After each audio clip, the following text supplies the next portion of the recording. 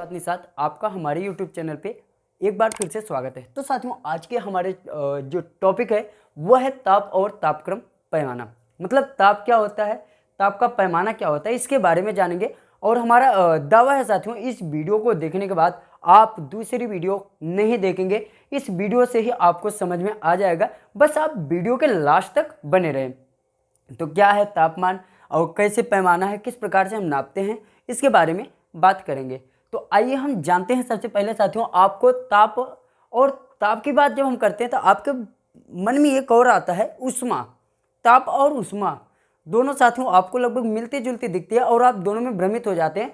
तो थोड़ा हम ताप और उष्मा के बारे में बताएंगे, फिर हम आपको इस फार्मूले के बारे में बताएंगे, कैसे इस फार्मूले की उत्पत्ति हुई और किस प्रकार से हम इसका जो है एक यूनिट से दूसरी यूनिट में रूपांतरण करते हैं, इसके बारे में जानेंगे। तो थोड़ा हम जान लेते हैं साथियों ताप क्या होता है। सबसे पहले हम जान लेते हैं थोड़ा ताप के बारे में और दूसरा जानेंगे उष्मा के बारे में। ताप और उष्मा, इन दोनों में आपको बहुत ही ज़्यादा परेशानी होती होगी। ताप क्या है, उष्मा क्या है, तो इसको हम सबसे पहले आपको थोड़ा बता देते हैं, फिर आपको इसके बारे में बताएंगे। आप ये कभी भी नहीं भूलेंगे, इसको आप भूल जाइएगा कि कभी और आपको पढ़ने की ज़रूरत पड़ेगी आज के बाद। तो ताप क्या है, उष्मा क्या है, उष्मा के बारे में अगर हम आपको सबसे पहले बताएं तो साथियों, उष्मा जो होती है एक प्रकार की ऊर्जा होती है।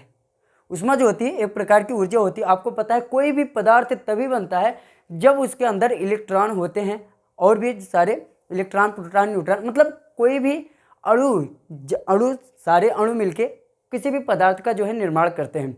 तो उन अणुओं में एक प्रकार की ऊर्जा होती है, आप सभी को पता है। तो हम उष्मा उसी प्रकार से होती है। कहीं भी अगर हम टच करते हैं, जैसे हमने इसके टच किया, अरे यार ये तो ठंडा है, यार ये ज़्यादा गर्म है, तो कैसे पता चला? क्योंकि उसके अणुओं में वो ऊर्जा होती है, वह ठंड की या गर्म की। हमने तो यहाँ पे टच कर दिया, अरे यार ये ठंड है, यार ये गर्म है, तो मतलब हमें इससे पता चल रहा है कि इसमें एक उष्मा है, चाहे वह ठंड उष्मा हो या गर्म उष्मा हो। अब ताप की बात आती है कि ताप क्या होता है। यार यहाँ पे तो हमने बता दिया कि यार यहाँ पे हमने टच किया, ठंडे है, तो यार ये तो ताप भी हो गया। तो ताप वह होती साथियों, जैसे हमने पता किया कि यार ये तो ठंडी है, तो ताप हमें उस चीज़ को बताता है कि कितना ठंडी है। ठंडी तो है, ठंडी तो हमें बता दिया उष्मा कि यार ये ठंडी है या गर्मी है, लेकिन ताप हमें बताता है कि कितना ठंडी है। डिग्री सेंटीग्रेड में ठंडी है या 40 डिग्री सेंटीग्रेड ठंडी है, 50 डिग्री सेंटीग्रेड ठंडी है।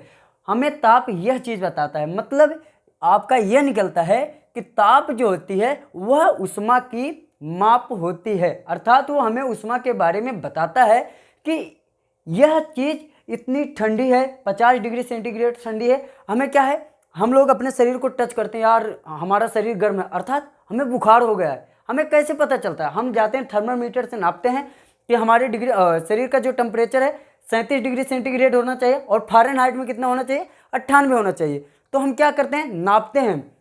ये तो आपको पता है कि आपके अंदर ऊर्जा है, हमारे अंदर जो है उष्मा है, अरे हीट है तो उष्मा है। तो हमें कैसे पता चला कि हमें बुखार है? हमने यहाँ से जो है इसका ताप मापा, कितना डिग्री सेंटीग्रेड में आया। मतलब हम जो ताप को माप रहे हैं, जो हमारा उष्मा को हम जो माप रहे हैं, वही आपका ताप होता है। तो आई होप आपको ताप भी पता चल गया होगा। और उष्मा जो होती है साथियों, उष्मा का जो मात्रक होता है आपका, वह जूल होता है, और ताप का जो मात्रक होता है वह होता है केल्विन। तो आइए अब हम चलते हैं उष्मा के बारे में हम अगली वीडियो में बात करेंगे। इस वीडियो में केवल ताप के बारे में बताएंगे, नहीं तो वीडियो काफ़ी लंबी हो जाएगी। हालांकि आपको इस वीडियो को देखने के बाद कभी भी और वीडियो देखने की ज़रूरत नहीं पड़ेगी, बस वीडियो पे लास्ट तक बने रहें। तो यहाँ पर ये आपका फार्मूला है साथियों, जो कि एक यूनिट से दूसरी यूनिट पे रूपांतरण करने में लगा होता है। क्योंकि आपको पता है डिग्री सेंटीग्रेड में भी आपका थर्मामीटर आता है, फ़ारेनहाइट में भी आता है, र्यूमर में भी आता है, केल्विन में आता है। तो आप चले गए, आपको बुखार हुआ, आप डॉक्टर के पास चले गए, डॉक्टर साहब मुझे बुखार है। तो डॉक्टर साहब आपको दे दिए थर्मामीटर कि भाई साहब थर्मामीटर लो और आप नाप के बता दो। तो आपने तो डिग्री सेंटीग्रेड का थर्मामीटर आपको दे दिया, तो आपको पता है कि यार मुझे पता है हमारे जो डिग्री सेंटीग्रेड, हमारा जो तापमान है वो 98 फ़ारेनहाइट है।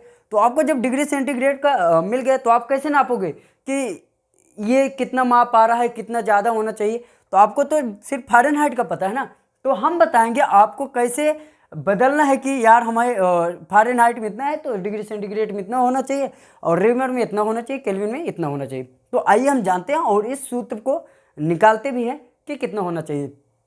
तो सबसे पहले हम आपको बता दें कि सबसे पहले जो थर्मामीटर का आविष्कार किया था गैलीलियो ने किया था, उसके बाद जो आविष्कार किया आपका फ़ारेनहाइट ने किया। तो गैलीलियो ने जो आविष्कार किया था साथियों, वह जो है साइज में बहुत ज़्यादा मोटा था और बहुत सारे लोगों के मुंह के अंदर वह जा नहीं पाता था, बहुत ज़्यादा प्रॉब्लम होती थी। तो फ़ारेनहाइट ने उसमें संशोधन किया और पतले थर्मामीटर के रूप में उसे बनाया। तो आइए हम जानते हैं कि यह सूत्र का पैमाना हमें कैसे मिला। तो हम सबसे पहले एक बर्तन ले लेते हैं, कोई सा भी बर्तन ले लेते हैं। यहाँ पे ले लिया हम एक बर्तन ले लिए यहाँ पे। अब हम क्या करते हैं, इसमें अब हम क्या करते हैं, पानी रख देते हैं। क्या रख दिए साथियों, पानी रख दिया। अब हम क्या करते हैं, डिग्री सेंटीग्रेड वाले को हम इसके अंदर लाके डाल देते हैं। इस थर्मामीटर को जब हम इस बर्तन के अंदर डालते हैं, अब क्या करते हैं, हम दो पैमाने पे लेके आते हैं। सबसे पहले क्या करेंगे, हम इस पानी को ठंडा करेंगे। ठंडा करेंगे कब तक ठंडा करेंगे, जब तक कि यह बर्फ़ ना बन जाए। अब हमने ठंडा किया और ये क्या हुआ, बर्फ़ बन गया। बर्फ़ बना, लेकिन वह जो है कितने कम ताप पर आके बर्फ़ बना। तो हमने जब डिग्री सेंटीग्रेड का यहाँ पे डाला, तो जब हमने ठंडा किया, आपको पता है कि जो पानी का नॉर्मल पॉइंट होता है वह कितना होता है साथियों, 4 डिग्री सेंटीग्रेड होता है, जो कि पानी का घनत्व तो सबसे ज़्यादा भी माना जाता है आपके 4 डिग्री सेंटीग्रेड पे। तो 4 डिग्री सेंटीग्रेड पे आपका पानी होता है। अगर हम उससे नीचे करते हैं तो आपका बर्फ़ की अवस्था में जाने लगता है। अगर हम उससे गर्म करते हैं, ज़्यादा करते हैं, तो धीरे धीरे आपके 100 डिग्री सेंटीग्रेड पे जाने पर उबलने लगता है। तो हमने 4 डिग्री सेंटीग्रेड को क्या किया, गर्म किया, ठंडे किए। तो ठंडा किया और थर्मामीटर इसके बीच में लाके डाल दिया। तो हमने देखा कि जैसे ही ठंडक कम करते करते 4 से 3 हुआ, 2 हुआ, 1 हुआ, उसके बाद 0 डिग्री सेंटीग्रेड आ गया। और जैसे ही 0 डिग्री सेंटीग्रेड आ गया तो हमें यहाँ पे एक बिंदु मिला। उसे हम किस नाम से जानते हैं साथियों, हिमांक बिंदु। किस नाम से, हिमांक बिंदु। अब हमें यहाँ पे एक हिमांक बिंदु मिल गया, अर्थात वह बिंदु होता है जिस पर आपका पानी बर्फ बन जाता है, उसे हम हिमांक बिंदु के नाम से जानते हैं। और वह बिंदु जिस पर आपका पानी जो है खौलने लगता है या उबलने लगता है, उसे हम बॉइलिंग पॉइंट या आपका क्वथनांक के नाम से जानते हैं। तो आई होप आपको क्वथनांक और हिमांक बिंदु के बारे में भी पता चल गया होगा कि क्वथनांक क्या होता है और हिमांक बिंदु क्या होता है। तो हिमांक बिंदु होता है जिस पे आपका पानी बर्फ बन जाता है, क्वथनांक अर्थात बॉइलिंग पॉइंट होता है जिस पे आपका पानी खोलने लगता है। तो अब हमने इसमें नाप डाल दिया और 4 डिग्री सेंटीग्रेड से ठंडा किया, तो हमें 0 डिग्री सेंटीग्रेड पे जो है आके बर्फ बन गया। अर्थात हमें जो मिला, लो वैल्यू जो मिली मुझे, वो कितना मिलो साथियों आपका, हम यहाँ पे 4 लिख देते हैं, यहाँ पे लिख देते हैं, यहाँ पे लिख देते हैं सेंटीग्रेड, फ़ारेनहाइट, रेमर और केल्विन, चारों लिख देते हैं। अब हमें लो वैल्यू जो मिलती जा रही है हम उसको भी लिखते हैं और हाई वैल्यू जो मिल रही है उसे भी लिख देते हैं। तो सेंटीग्रेड में हमें जो लो वैल्यू मिली वह कितनी मिली साथियों, 0 मिली। अब हम आगे चलते हैं, जब हम इसे गर्म करना शुरू किए तो हमें कितने पे जाके मिल गया, 100 डिग्री सेंटीग्रेड पर ठंडा किए तो 100 पे गर्म करने के बाद हमारा पॉइंट जो है, पानी जो है वह खोलने लगा। अर्थात 0 से हमने गर्म करना शुरू किया, 100 पे हमें जो है पानी खोलते हुए मिल गया। तो इसका जो क्वथनांक पॉइंट मिला वह कितना मिला साथियों, 100 डिग्री सेंटीग्रेड मिल गया। तो हमें जो लो वैल्यू मिली वो 0 मिली और हाई वैल्यू जो हमें मिली वह 100 मिली। अब हम चलते हैं फ़ारेनहाइट के पैमाने पे। तो फ़ारेनहाइट का हमने थर्मामीटर लिया और इसमें डाला, 4 डिग्री सेंटीग्रेड पानी में डाला जो कि नॉर्मल पानी था। तो नॉर्मल पानी को जब हम इसको फ़ारेनहाइट में नापना शुरू किए, ठंडा करना शुरू किए, तो यह जाके 32 फ़ारेनहाइट पर जो है बर्फ़ बन गया। 32 पर ही बन गया। तो 32 से नीचे भी हम अगर ठंडा करेंगे तो भी वो बर्फ़ में थोड़ा कड़ापन आ जाएगा। तो 32 फ़ारेनहाइट पर जो है हमें यह बर्फ़ बन गया। तो यहाँ पे हम लिखेंगे, कितना लिखेंगे, 32। और जब हम इसे गर्म करने लगे तो यह हमें जाके मिला साथियों 212 फ़ारेनहाइट पर क्या हुआ, पानी उबलने लगा। तो 212 यहाँ पे आप देख पा रहे हैं 100 डिग्री सेंटीग्रेड पे उबल रहा था पानी, लेकिन फ़ारेनहाइट में आपका 212 फ़ारेनहाइट पर पानी उबलने लगा। तो मैक्सिमम हम कितना मान लेते हैं 212, यहाँ पे हम 212 लिख लिया। अब चलते हैं हम र्यूमर।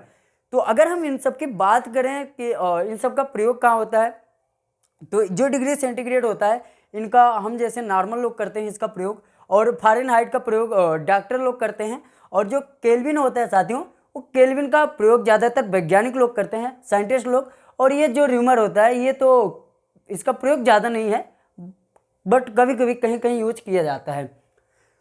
तो अब आइए हम र्यूमर को लेते हैं। र्यूमर में जब हम पानी में डालें और इसको ठंडा करने लगे तो 0 र्यूमर पर ही आपका जो है पानी बर्फ बन गया, और जब हम 0 र्यूमर से गर्म करने लगे तो 80 तक जाते जाते 80 र्यूमर तक वह जो है उबलने लगा, अर्थात 100 भी नहीं गया, 80 पर ही वह उबलने लगा। तो हमें जो अंतर मिला साथियों, लो वैल्यू मुझे मिल गई 0 और हाईएस्ट वैल्यू जो मिल गई वो मिल गई हमें 80 र्यूमर।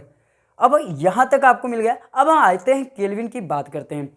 तो सबसे पहले आपके ये तीनों थर्मामीटर चलते थे, ये थर्मामीटर आपका बाद में आया केल्विन थर्मामीटर, जो कि सबसे अच्छा थर्मामीटर माना गया। क्यों? क्योंकि जब हम पानी को ठंडा कर रहे हैं तो 0 डिग्री सेंटीग्रेड पे पानी क्या कर रहा है, बर्फ बन जा रहा है। लेकिन हमने और सोचा कि यार और ठंडा करते हैं, देखते हैं फिर कोई और अवस्था में तो नहीं आती।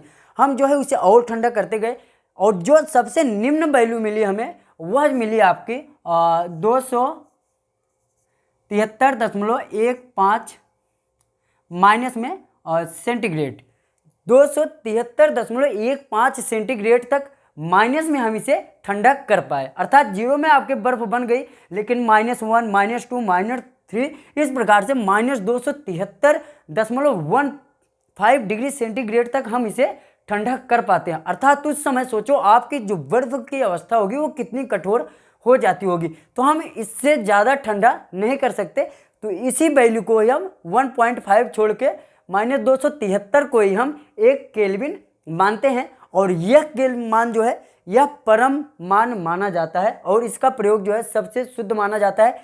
अगर हम कहीं भी लिखें तो 273 अगर के लिख दिए तो हमें कह सकते हैं परम 273, तो यह जो है परम मान माना जाता है और सबसे ज़्यादा पूछा भी जाता है। तो अब हम आइए, जब हम केल्विन का पैमाना यहाँ पे डालते हैं साथियों, केल्विन का थर्मामीटर डालते हैं, तो आपके 273 पे आके जो है क्या होता है, यह बर्फ बन जाता है। अर्थात 200 केल्विन नहीं, 273 केल्विन पर ही आपका बर्फ बन जाता है।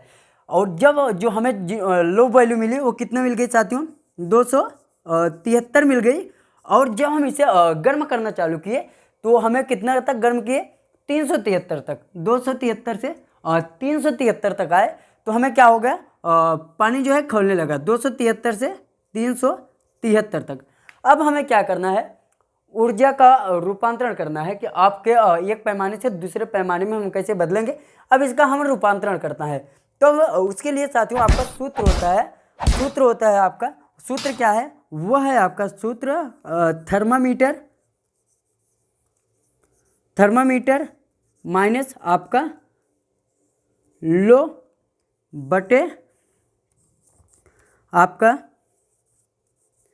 High minus low. तो अब हम इस सूत्र को चारों में रखेंगे, तो थर्मामीटर मतलब डिग्री सेंटीग्रेड, थर्मामीटर की जगह आ गया माइनस लो आपका 0 है, तो यहाँ पे 0 किसी में से अगर हम 0 घटाएंगे तो मान जो है वही आएगा। उसके बाद बटे हाई का मान आपका कितना आ गया, हाई जो है 100 है, 100 माइनस लो करेंगे तो 0 करेंगे तो आपका जो मान आएगा वह वहीं आ जाएगा। मतलब हमें जो सेंटीग्रेड में मान प्राप्त हुआ साथियों वह हुआ C/100, आपका यही मान हुआ। उसके बाद अब हम चलते हैं आपके फ़ारेनहाइट में बात करते हैं साथियों। फ़ारेनहाइट में एफ मतलब आपका जो थर्मामीटर है उससे हमने एफ किया, माइनस क्या किया, लो वैल्यू घटाया, लो वैल्यू कितना है 32 है, 32 बटे अब हमने क्या किया, हाई माइनस लो मतलब हाई कितना है 212 है, माइनस लो करेंगे तो 212 में से 32 घटाएंगे तो कितना आएगा 180 आएगा। उसके बाद अब हम आगे बात करते हैं, आते हैं र्यूमर के केस में। त्रिउमर में हमें जो मिली निम्न वैल्यू वह 0 मिली, तो R में से 0 घटाएंगे तो आपका R ही आएगा, बटे आपका 80 आया, 80 हाई वैल्यू आपकी 80 माइनस लो वैल्यू आपकी 0, तो 80 में से 0 घटाएंगे तो आपका कितना आएगा, 80 आएगा। उसके बाद बराबर करते हैं और आगे चलते हैं, तो हमें केल्विन के बारे में बात करेंगे। तो के थर्मामीटर में आपका आ गया के माइनस लो वैल्यू, तो लो आपकी 273 है, यहाँ हमने कर दिया 273 बटे हाई माइनस लो, हाई आपका कितना है 373 माइनस लो किया हमने तो माइनस 273 किया तो आपका कितना आया 100 आया, यहाँ पे आपका 100 प्राप्त हो गया। अब ये आपका जो है फार्मूला प्राप्त हो गया, लेकिन क्या करेंगे अगर हमें इतना बड़ा फार्मूला अगर हमें हल करना है तो क्या करेंगे, हमें बहुत ही ज़्यादा परेशान होगी। क्यों? क्योंकि जब हमें 100 180 80 अगर इतने में भाग गुणा करना पड़ेगा तो बहुत ही ज़्यादा दिक्कत होगी और परेशानी भी होगी। तो हमने क्या किया, हमने इसका जो है और भी सरल कर दिया। इसमें सरल कैसे कर दिया, इसमें हमने क्या किया 20 से भाग दे दिया। अब हम जब इसमें 20 से भाग दे देंगे वह मान आ जाएगा साथियों आपका C बटे 20 में 100 से भाग देंगे तो आपका आ जाएगा 5 बराबर आपका हो गया F माइनस 32 बटे 180 में अगर हम 20 से भाग दे देंगे तो आपका आ जाएगा 90 बराबर आ गया R बटे 80 में अगर हम आपके 20 से भाग दे देंगे तो यहाँ आ जाएगा आपका 4 बराबर के माइनस 273 बटे 100 में आपके भाग दे देंगे तो यहाँ पे आ जाएगा 5। तो साथियों आपका जो सूत्र प्राप्त हुआ वह आपका ये सूत्र प्राप्त हो गया, जिसका हम प्रयोग करके एक जो है मान से दूसरे मान में परिवर्तन करते हैं। तो आइए हम आपको एक छोटा सा सवाल देते हैं और अगली वीडियो में हम जानेंगे कि कैसे हम बदलते हैं। आपका सवाल यह है साथियों कि आपको 30 डिग्री सेंटीग्रेड को आपको क्या करना है, फ़ारेनहाइट में बदलना है। फ़ारेनहाइट में कितना मान होगा आपको बताना है। अगली वीडियो में हम जानेंगे कि कैसे इसका मान परिवर्तन करते हैं। उसके बाद हम बात करेंगे ऊष्मा के बारे में। तो आई होप आपको वीडियो अच्छी लगी होगी, तो प्लीज़ चैनल को सब्सक्राइब कर लें।